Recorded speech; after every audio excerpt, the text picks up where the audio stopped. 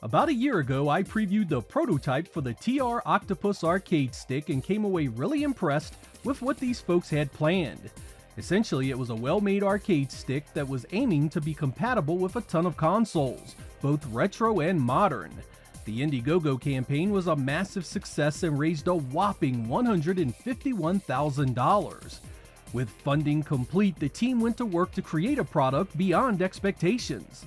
Now the work is finished and I have the final product in hand to show you here today. Those of you that supported the crowdfunding campaign should be getting yours soon, and for the rest, we are going to go over whether or not this product is for you. Let's waste no more time and get right to it, my review of the TR Octopus arcade stick.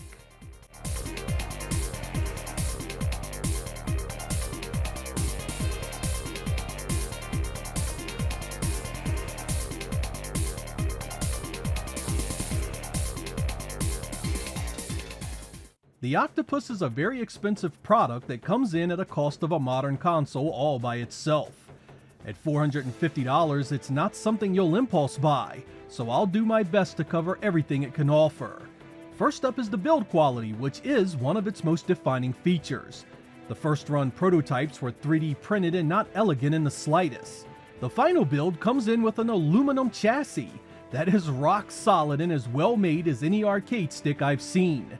It adds a solid weight and the rubber grips on the underside to keep things glued to the table or desk as you pull off move after move of your favorite titles. The stick and buttons are genuine Sanwa parts for a great feel and ease of customization. While playing, it felt like I was sitting at a candy cab at a great arcade. Every motion of the stick and every press of the buttons came off as natural and precise as you could have wanted. Inside the Octopus, the wiring is neat, well designed, and doesn't skimp on materials. These folks set out to make a beast that would stand up for years, and they accomplished that without compromise. By default, the Octopus ships with the Sega 2P layout, which means the 8 action buttons have a slight upwards curvature to their placement. You can also purchase different plate designs that support the Taito and Hitbox style of arcade panels, as well as a few others. There is also a spinner add-on you can get if you want to take the Octopus to the next level. And speaking of, the universal mounting plate used in the Octopus supports just about any type of arcade stick you might want to use. Another big feature of the Octopus is the huge compatibility list it has with retro and modern gaming devices. It ships by default with a USB-C cable that will get it working with the Switch, PC, Xbox 360, and PlayStation 3, 4, and 5 consoles. I tried out each one and had zero issues getting it to work as it should. It also has USB compatibility with a number of mini consoles, like the PlayStation Classic, Genesis Mini, Neo Geo Mini, and the Astro City Mini. If you are the type to delve into homebrew development, it also works with the Mister FPGA and Raspberry Pi products. Had TR stopped right there, it would be a well-made product that was a tad bit expensive. But thanks to a collaboration with Brook Gaming, an entire roster of consoles and features open up to use. For $15 a pop, you can get cables to make it work with the NES, Super NES, Nintendo 64, GameCube, Genesis, Saturn, Dreamcast, PlayStation 1, PlayStation 2, PC Engine, Neo Geo, and the OG Xbox. This compatibility is accomplished by using a few different connector types on the back of the unit. There is a USB-C port, an RJ45 jack, and finally a DB15 connector. With this review unit, I was given a Dreamcast cable to try out, and it was as easy as snapping the cable into place using the handy guide to show me what buttons to press to get started. This quick guide has all the supported devices and how to properly get the stick to recognize them and their proper button configurations. The Dreamcast, for example, is locked in after cutting the console on and holding the first and fourth punch buttons. For the PC footage I captured, I simply held P3 and all was set. Messing around on the Dreamcast, you just have to love the 10 built-in VMU devices.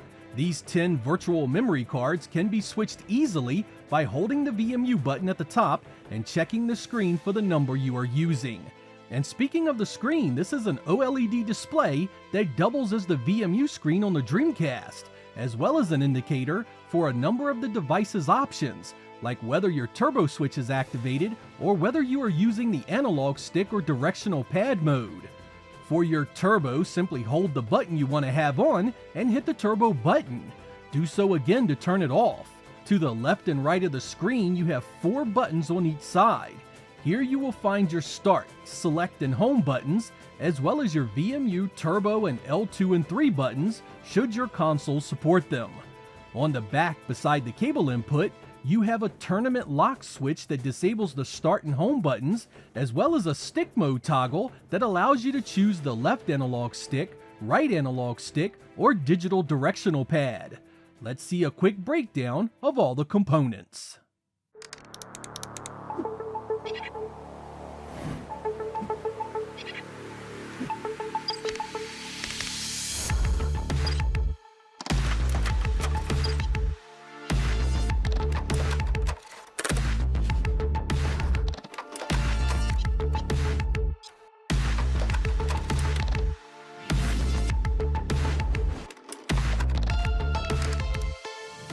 Testing the Octopus out, I was able to use the Switch, PC, PS5, and Dreamcast. The stability of the unit is rock solid, the buttons and stick feel great, and the options like the turbo and VMU support are much appreciated. After a few hours, I can honestly say I found no direct negatives to the functionality. This is as well built as any home stick I have ever seen, and the options to upgrade it, customize it, and get it working on a vast amount of consoles is nothing short of amazing. I don't say this because they sent me one to review. I also paid for one during the crowdfunding campaign to support the creators. The final product blows way past my expectations and delivers an arcade stick that could quite possibly be the last one you will ever need, especially if firmware updates add additional device compatibility in the future.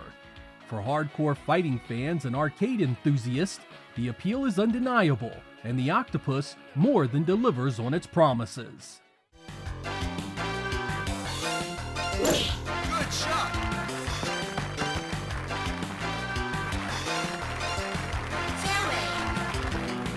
Player 1, second shot.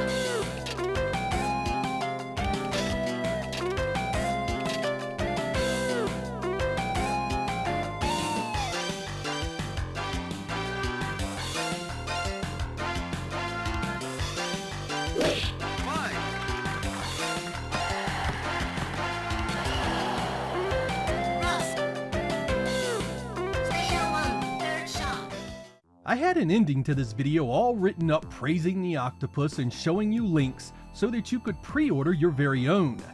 After some consideration, I've decided to confront the only negative I can find with it: the price. While a well-made arcade stick is no stranger to high pricing, the Octopus in its current form is a $450 investment, which does include tax and free shipping, but that is still a hell of an ask for anyone. Even if I recommend it to those of you that own multiple consoles that it supports, at $15 a cable, that amount will go well north of $500 pretty quickly. The modern and casual gamers among you will likely have no need for something so extravagant when there are decent sticks out there for less than $100 that work just fine on your Switch. Grab one of those and you'll be okay. But for those of you that appreciate and have need of such things, the Octopus offers an incontrovertible value. It's built like a tank, it's feature-rich, and supports a vast array of platforms. If you own any of those platforms and enjoy arcade games, I firmly and confidently recommend you have a look at this product. It does what it says, and the dedication of the folks behind it means there's plenty of value here should you need it. I'm Sega Lord X, thank you guys for watching, and I will catch you next time.